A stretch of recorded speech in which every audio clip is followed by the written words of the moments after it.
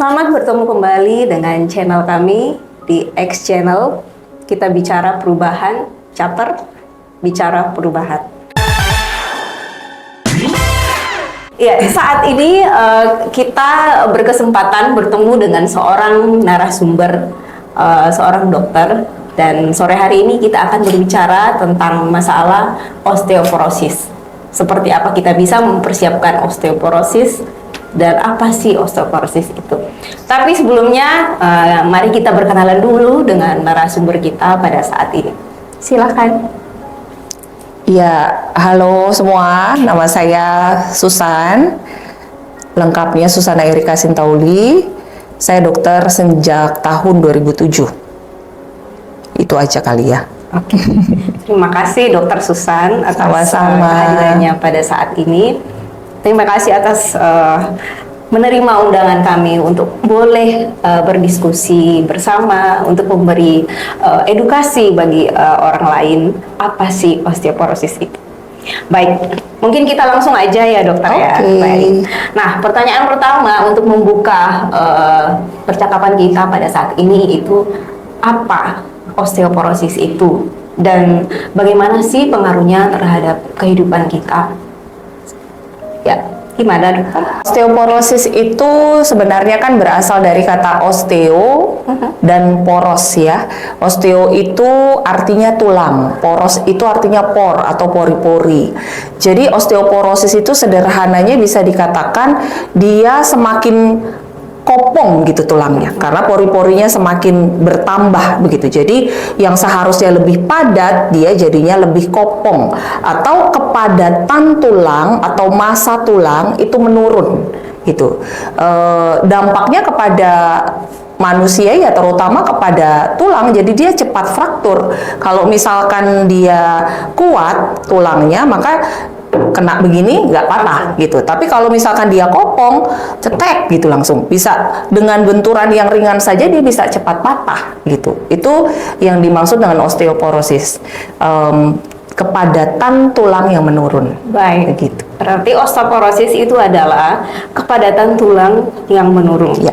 Nah, baik, kalau seperti itu resiko apa sih yang menyebabkan osteoporosis itu? Faktor resikonya ya.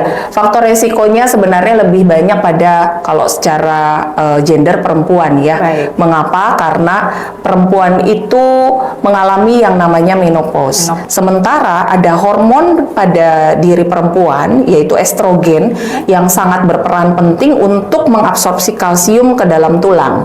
Jadi kalau estrogennya absen, maka kalsiumnya juga berkurang ke dalam tulang. Dan menopause adalah masa di mana estrogen menurun, sudah mulai menurun sama sekali begitu ya. Jadi tidak akan naik lagi kecuali diberikan estrogen sekunder begitu. Tetapi ya pada dasarnya estrogen itu penting sekali untuk penyerapan kalsium. Itu satu. Yang kedua, laki-laki mungkin kalau testosteronnya menurun. Lalu kemudian yang suka merokok dan yang suka minum alkohol. Kenapa? Karena itu juga menghambat penyerapan kalsium ke dalam tulang. Kemudian ada lagi yang tidak terlalu banyak bergerak. Karena sebenarnya ketika kita exercise, ketika kita olahraga atau banyak aktivitas fisik, itu dia akan membuat kalsium di dalam darah masuk ke dalam tulang gitu. Jadi kalau misalkan dia aja kerjanya, apalagi yang hari-hari cuma di rumah, itu jauh lebih beresiko. Kemudian orang-orang yang juga mungkin lebih sering mengkonsumsi obat-obatan yang menghambat penyerapan kalsium, steroid contohnya, itu bisa membuat tulangnya lebih cepat keropos. Dan beberapa kondisi-kondisi medis lainnya, berat badan yang terlalu tinggi, dan banyak sih sebenarnya yang bisa membuat osteoporosis. Tapi dia tidak satu faktor begitu, tidak selalu hanya satu faktor. Menopause saja ya mungkin tidak akan langsung membuat dia osteoporosis begitu. Baik, dari penjelasan Dokter Susan tadi ini kan sangat berhubungan ya dengan kepadatan tulang. Ya. Nah, Berarti, apakah salah satu caranya mendiagnosis seseorang itu osteoporosis atau tidak itu berdasarkan pengukuran bone mass density atau betul, bagaimana, dokter? Betul. Jadi hanya itu saja yang bisa dilakukan untuk kita mengenali tulangnya udah kena osteoporosis atau belum.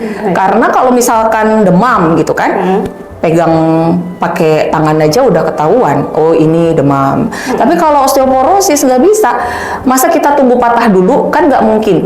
Kita mau tahu tulangnya ini kopong, keropos atau tidak, kita harus pakai alat yang namanya bone mass densitometry.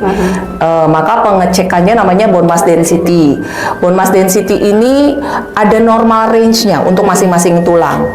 Jadi semisal yang paling sering keropos itu kan tulang belakang, tulang vertebra.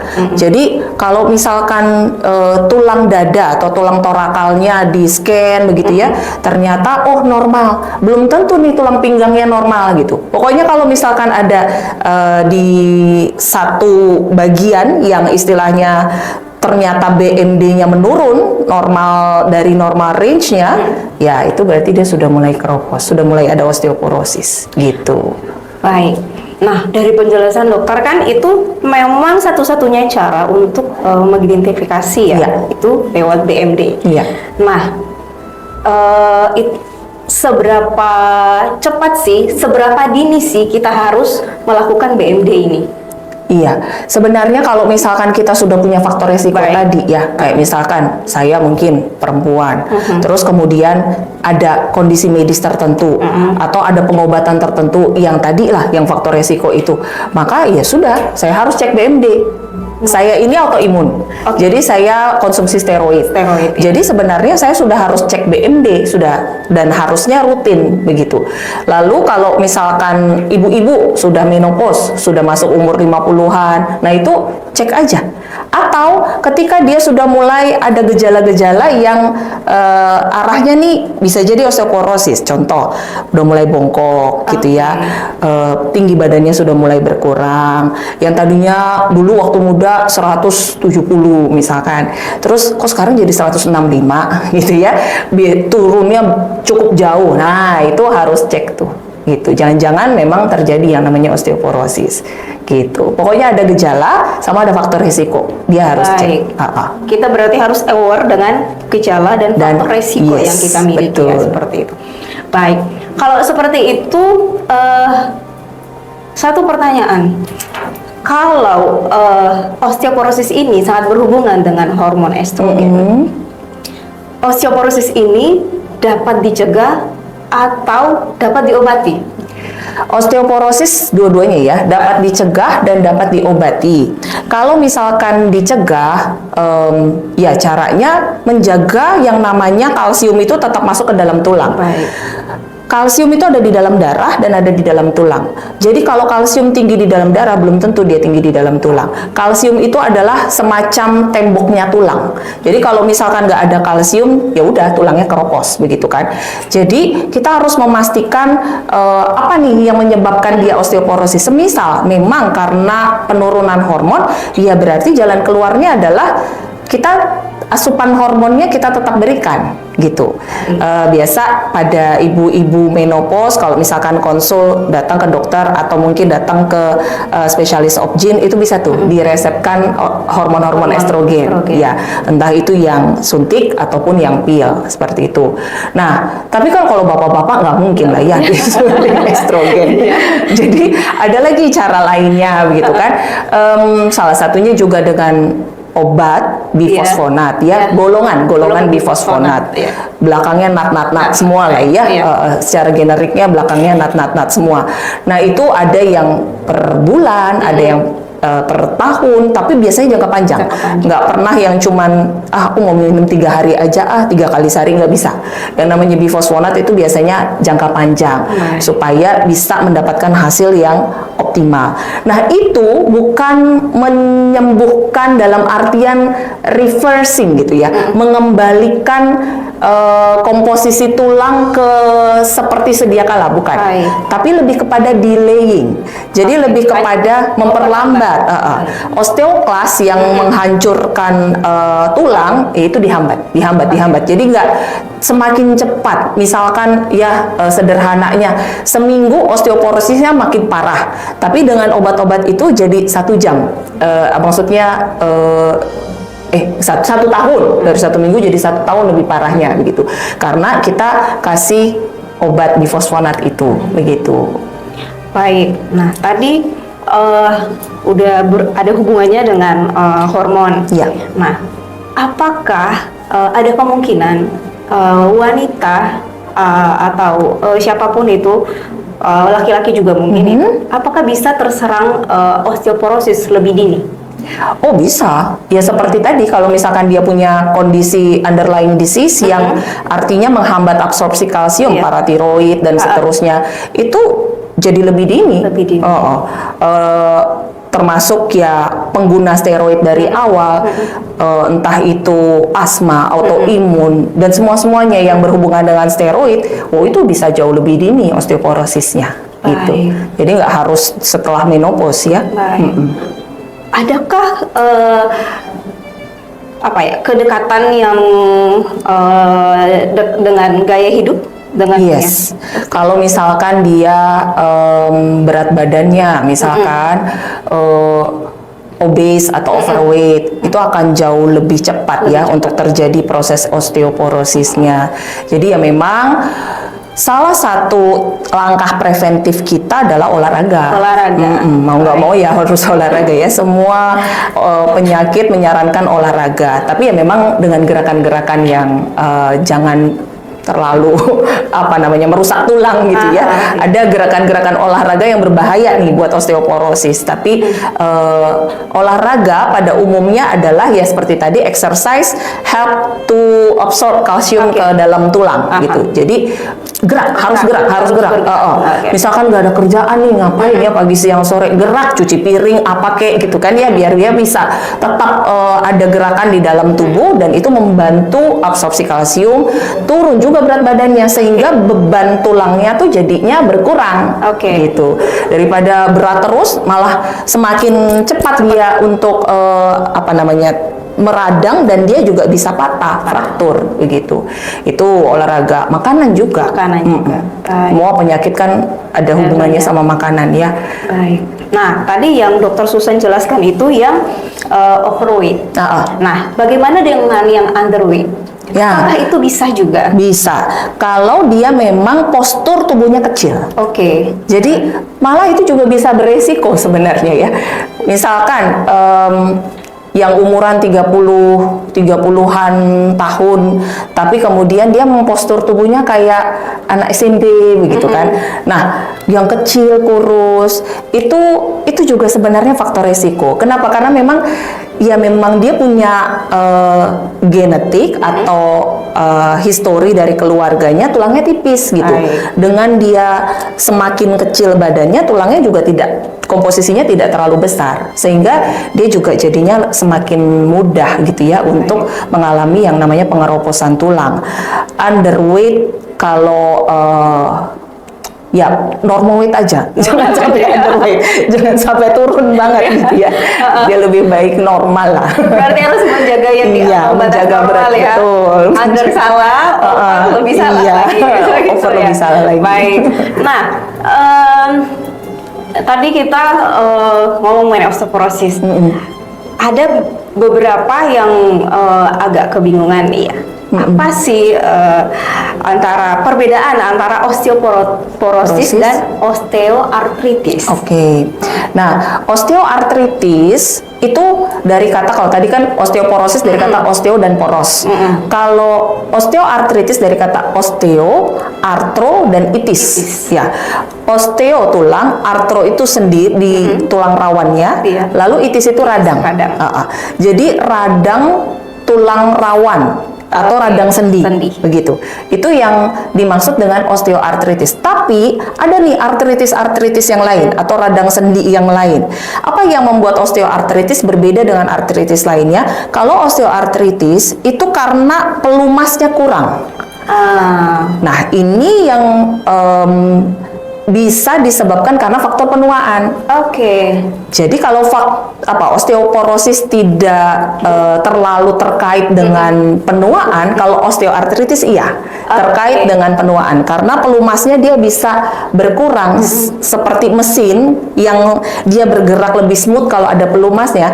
Nah, ini pelumasnya habis. Nah, ini yang bisa membuat sendi terasa sangat sakit, merah, bengkak, kaku gitu. Sementara osteoporosis nggak harus sakit, silent disease dia gitu. Tunggu cetek patah gitu ya. Itu yang osteoporosis. Osteoartritis ininya bengkak, lututnya juga bisa bengkak. Banyak kan sih ini ya sendi-sendi besar. Pinggul, lutut, siku gitu. Itu yang biasanya banyak diserang gitu. Dan itu degeneratif memang. Jadi semakin memburuk dengan berjalannya waktu atau ya terkait dengan proses penuaan itu tadi ya, seperti itu. Itu berarti kan kalau osteoporosis ini bisa dicegah, dan kecil keterkaitannya dengan masalah degeneratif. Berbeda dengan osteoartritis. Nah, berarti apakah osteoartritis ini itu bisa disembuhkan atau bagaimana, dokter? Nah, osteoartritis itu terapinya lebih kepada diarah ke memberikan anti radang supaya pembengkakannya tidak semakin parah, entah itu minum atau bahkan kadang-kadang disuntik langsung ke sendinya atau bahkan ganti sendi. Jadi itu dibedah gitu ya. Kalau misalkan ada dana, ada kesempatan, ya boleh diganti sendinya seperti itu. Jadi dia tidak akan membaik dengan sempurna kembali lagi seperti sedia kala tuh enggak. Itu kalau osteoartritis. Kalau begitu, adakah kasus yang kena osteoporosis dan kena osteoartritis dalam waktu yang bersamaan? Ada. Nah, ini berat hidupnya. Kalau udah keropos tulangnya, sebenarnya osteoporosis pun dia bisa bikin sakit, gitu, sakit sendi, karena kan lebih mudah juga untuk cedera kan ya. Nah, ditambah lagi dengan osteoartritis bisa juga gitu, sehingga itu akan sangat menghalangi dan menghambat aktivitasnya di hari-harinya begitu. Itu akhirnya mengantarkan pasien pada umumnya untuk rajin-rajin fisioterapi. Ya, karena itu yang bisa memudahkan untuk dia beraktivitas, setidaknya tidak berat langkahnya, tangannya bisa ngangkat gitu ya. Itu fisioterapi yang menolong. Atau sekarang di dokter spesialis kedokteran fisik rehabilitasi itu juga bisa menolong ya. Baik. Kalau begitu, kita kembali ke osteoporosis. Nah, osteoporosis ini sesuai yang tadi udah disampaikan sama Dokter Susan. Kira-kira apa sih? Bagaimana cara kita untuk mempersiapkan diri kita nih ya, untuk kita terhindar, dan kalau kita bilang ya delay untuk kena osteoporosis, apa sih yang harus kita persiapkan? Mulailah olahraga. Yang penting olahraga, kalau bisa kena matahari, karena matahari itu mengandung vitamin D. Nah, vitamin D ini menolong untuk penyerapan kalsium. Sehingga orang yang suka olahraga, apalagi di outdoor, sangat delay deh osteoporosisnya gitu. Yang sering olahraga dan outdoor. Lalu yang kemudian bisa dilakukan adalah intake kalsium sama vitamin D-nya ya. Ada makanan-makanan yang memang sudah mengandung kalsium tinggi dan vitamin D yang tinggi, kalau misalkan itu rajin dikonsumsi ya sudah tidak usah pakai suplemen tambahan.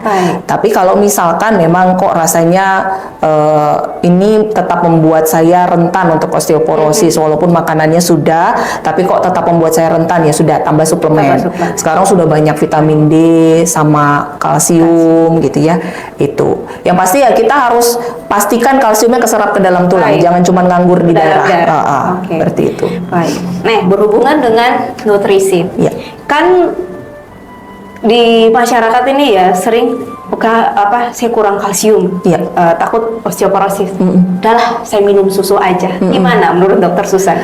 Sebenarnya, iya. Susu apa dulu nih? Kan tagline-nya kan minum susu, kalsium dan segala macam, mencegah untuk tulang dan segala macam. Ada nggak sih, benar nggak sih Dok, gitu kan? Susu untuk tulang. Betul. Untuk anak-anak, susu itu justru sumber kalsium yang sangat penting ya.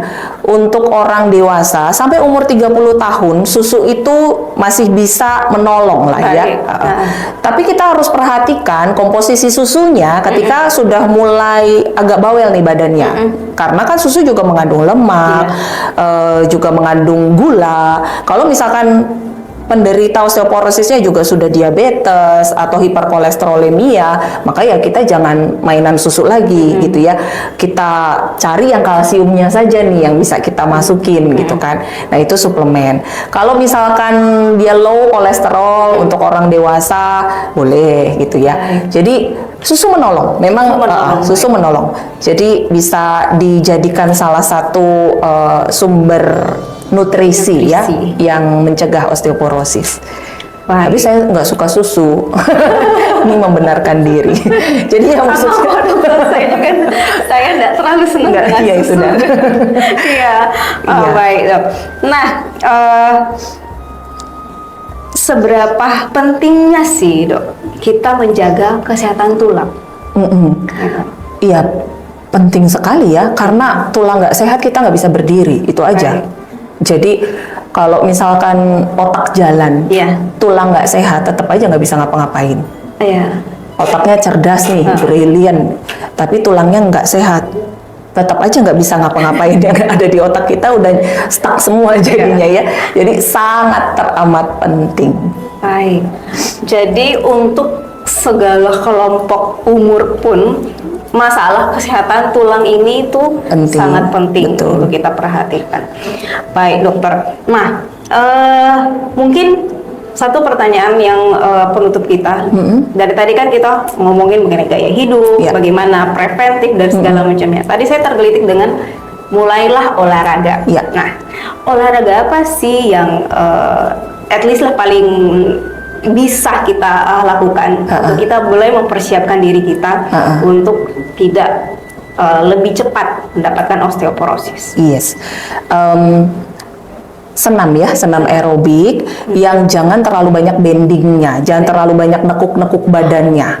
Ya, jadi semacam yang ke arah belakang atau yang ke arah depan, semacam sit up yang betul-betul lurus kakinya, terus pinggangnya harus begini. Nah, ini nih jangan. Jadi kurangi yang bending-bending gitu ya, kurangi yang nekuk-nekuk badan. Sementara ini jalan, jogging, senam yang berhubungan dengan matahari, atau kalau mau angkat beban boleh, tapi gradually increasing gitu ya. Jangan sampai langsung angkat yang 10 kilo gitu ya. Pertama 1 kilo, 2 kilo, 4 kilo, 6 kilo, 10 kilo itu bisa gitu. Tapi jangan yang kalau misalkan sakitnya di belakang, jangan yang maksain supaya yoga juga boleh gitu. Tapi jangan yang posisinya, yoga kan ada banyak tuh posisinya. Jangan yang posisinya terlalu kayak kobra tuh salah satunya kan. Posisi yoga kobra tuh kan jedek begitu. Aduh, kasihan oma-oma nanti kayak begitu. Berarti sebenarnya olahraganya kita harus memperhatikan kelompok umur juga. Iya, betul. Sesuai dengan kebutuhan tubuh masing-masing orang. Baik. Terima kasih Dokter Susan untuk waktunya dan kesempatannya ini.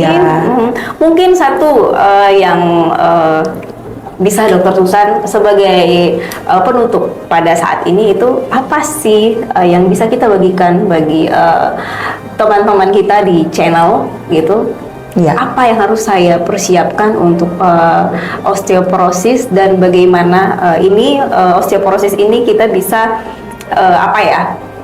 mencegah, dan kita memberikan pemahaman kepada orang-orang di sekitar kita, gitu. Kita punya keluarga, kita punya relasi, punya teman-teman, untuk kita melihat bahwa osteoporosis ini penting untuk kita perhatikan.